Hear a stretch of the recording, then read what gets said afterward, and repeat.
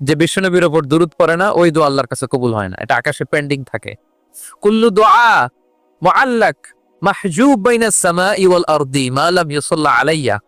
বিশ্বনবী বলেন সব দোয়া আকাশে পেন্ডিং থাকে যতক্ষণ আমার উপর দুরূদ পড়া না হয়।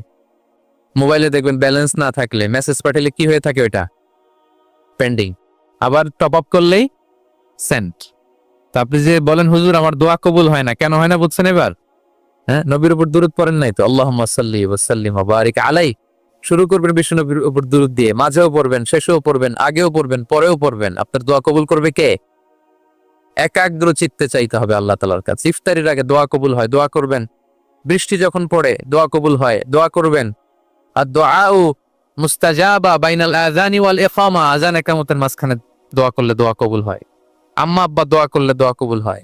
হজ থেকে যে রিসেন্ট ফিরে আসছে তার কাছে যে দোয়া চাবেন, দোয়া করলে দোয়া কবুল হয়। খতমুল কোরআনের পরে দোয়া